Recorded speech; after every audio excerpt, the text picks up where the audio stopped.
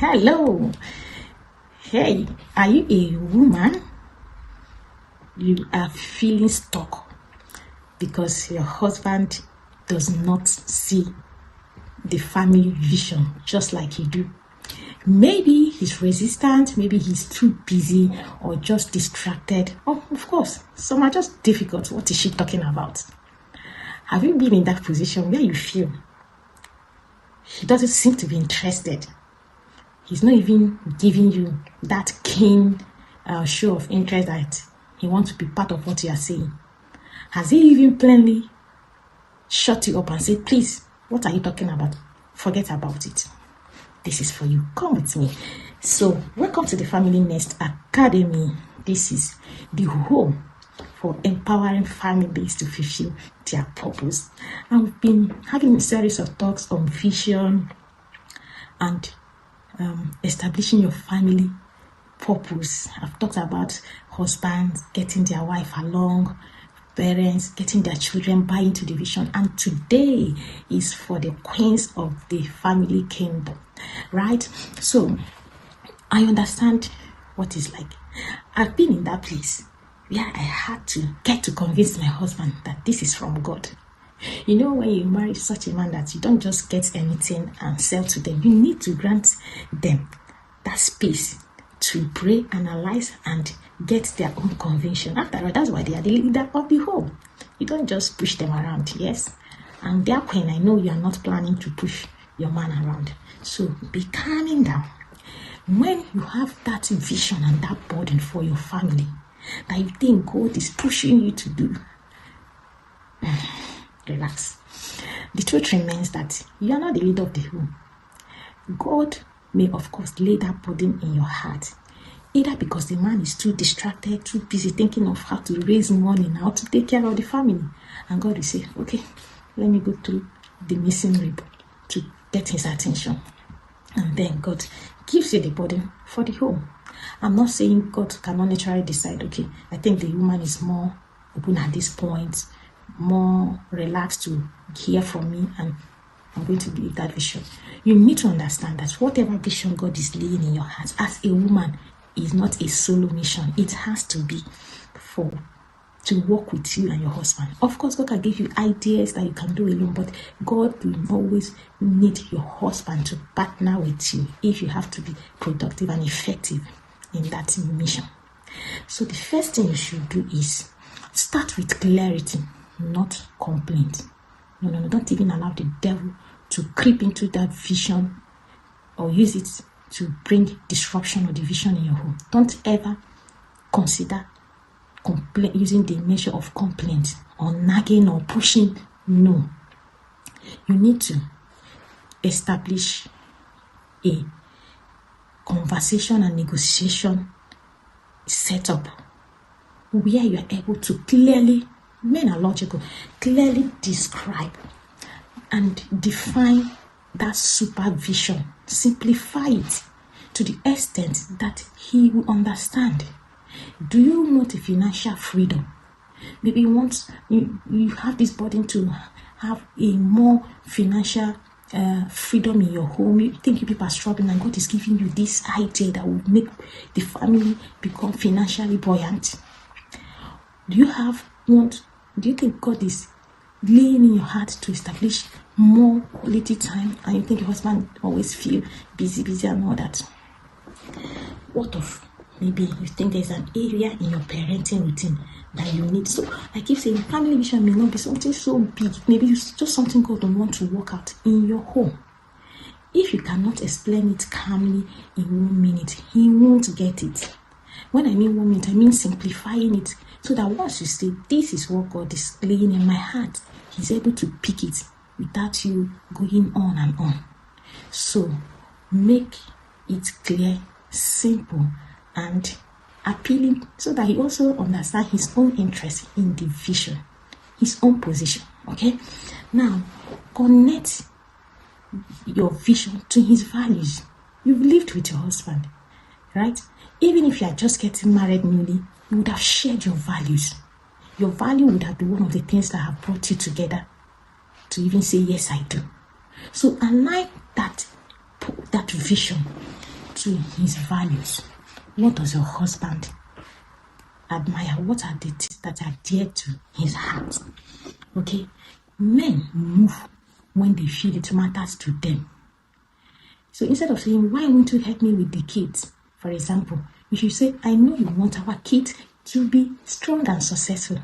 Yes, how we can do that together. So you are keying his desires and interest in raising children into that vision of a better parenting routine. And you have got his attention. Yeah, I need my children to be responsible. Okay, if this will make it happen. Okay, what are you talking about? How can we do this? You brought the man into the game. Yes, that's one of the keys. So try to align that vision to his values and interests. And he will pick interest. He won't feel pressured. He won't feel you are pushing things on him. He will feel that he's part of what is happening and it's for the good of everyone.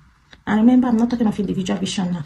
Here, I am a family advocate and I'm representing the family. So I'm talking about a family common vision that is for the family. So if you don't sell it to the man to understand that this is for the family and this is why it is needed, and align it to his own interests and values, okay, then we need to influence and don't instruct. It's not in your position to instruct your husband. Yes, I know you're a boss lady, but don't boss your husband. Men will resist you at all costs if you try that. They are not your children. You can instruct, go here, you have to do this. No. Don't even try it. So, no man responds well, like I've said, to being instructed or even giving lectures. So instead of giving him a do this, do that list, you can ask question, an open-ended question to show him that you want his opinion, that his opinion matters, his views are important to what you want to establish in your family. So you can say, what will make this easier for you? How do you think we can do this better? Like, how can we do this in order to establish or be able to build this vision that is in my heart? Let him bring his own idea, his opinion. So there was this vision God gave me, and I was like, it looks big. In fact, it's big, this vision. And then I came and told my husband. The first time, he didn't even talk to me. I outlined the vision, the mission, and wrote it in a document and sent to him. And I said, babe, please, can you go through this? So I guess he went through it. He was at work. So he responded and said, can we talk about this later? I'm busy now. For like, how many days my husband did not talk about that? So I was just praying in my heart. And that brings us to the place of prayer. Just praying in my heart. Then, one of those days, you know what he just wrote after reading? He said, anything God is laying in your heart, or anything that is this vision that does not align to your profession or what you're currently doing, you need to question it. You need to really pray hard, or it's something like that. It's like, what has this vision got to do with my profession as a nurse, a midwife, and all that? But I kept praying in my heart because I told God, if this vision is meant to stand, I have a head, right? My husband is my head, and he has to be part and parcel and team leader of this vision. So that's how, as I was praying, I would outline something. I said, babe, can you look at this? What do you think? Is it okay? As I was doing this, some graphic design I was sent to him. And I said, babe, what do you think? Which one is the best? My sisters, that's how my head is in the vision. So what am I saying? As you have clearly describe your vision in a simple way that your husband is able to grab what you are saying, and you have connected it to his interests and values, and try to influence him through getting him his ideas into the whole thing you are doing, he will naturally fall into place and back it up with prayer. Especially if your husband is those ones you think their head is very strong. You don't just convince them over issues. Don't make it more difficult by nagging or complaining or frowning your face or giving attitude. No. The devil will use it as an instrument to even fight your home. And this is what we are against. We don't want to give the devil room to destroy what God is set to do in our families. So remember, you are the heart of the home, and sometimes life becomes too busy and God has to save your family. And that's why probably God has chosen the woman, because the woman has the heart to nurture, the womb to incubate, just like Mary. And Mary, the Bible say that what God told Mary, she kept it in her heart. She didn't go about nagging Joseph. She didn't go about telling everyone. You are the wisdom carrier that is able to harmonize, brood over what God has said to do in your home. Okay? Get strategic. Don't do things anyhow. Put up the structures. Even when your husband is not buying into his head, work on the ground. Keep putting things into places. By the time your husband sees that you are consistent, you are strategic, you are convinced of what you are doing, I'm telling you, he will naturally want to be identified with the great work God has set to do in your life, in your family, through you. And please, your family must be first. So no matter what you are doing, don't compromise the family. Don't be too busy that you don't give your husband and children the required time. Don't make them feel threatened by your vision. Any vision God is giving to you that breaks your family is not from God. Anything, the anointing, the vision that will take you all over the world, that will compromise the love and peace of your home, is not spiritual, is not of God. So you need to understand that when love meets wisdom, transformation happens. So your love for your family will be applied by wisdom, and you will see change, you will see transformation, you will see your husband aligning. And of course, if you are in that family of visionary women, I need you to comment